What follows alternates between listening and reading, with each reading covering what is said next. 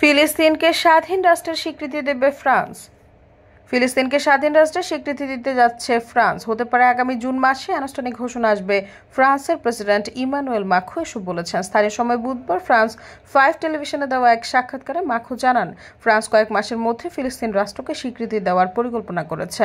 June মাসে new ইয়র্কে Israel ফিলিস্তিনি সংঘাত নিরসনে জাতিসংঘের সম্মেলন হবে, সেখানে এই পদক্ষেপ নেওয়া হতে পারে। মাখো বলেন, আমাদের অবশ্যই ফিলিস্তিন রাষ্ট্রের স্বীকৃতির পথে হাঁটতে হবে, তাই আগামী কয়েক মাসে আমরা এটাই করব। প্রেসিডেন্ট মিশর সফর থেকে ফেরার সময় তিনি এমন মন্তব্য করেন। এই সফরে তিনি গাজা সীমান্ত পরিদর্শন করেন। জুনে ফ্রান্স ও সৌদি আরবের যৌথ উদ্যোগে ফিলিস্তিনি রাষ্ট্র গঠনের বিষয়ে জাতিসংঘের সম্মেলন হবে।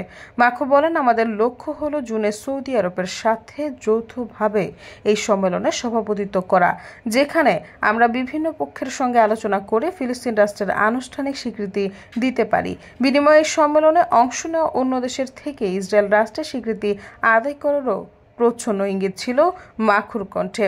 এদিকে ফ্রান্সের এমন সিদ্ধান্তে চটেছে ইসরায়েল। দখলদারের পররাষ্ট্রমন্ত্রী গিদিওন সাআর এই ধারণাটিকে সন্ত্রাসবাদের প্রতিদান বলে নিন্দা করেছেন।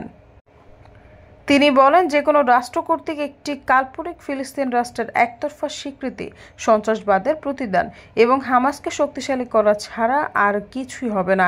এই ধরনের কাজ আমাদের অঞ্চলে শান্তি, নিরাপত্তা এবং স্থিতিশীলতা আনবে না, বরং বিপরীতভাবে পরিস্থিতি আরও খারাপ করবে। সৈয়দা ফারিয়া, সমযোগ।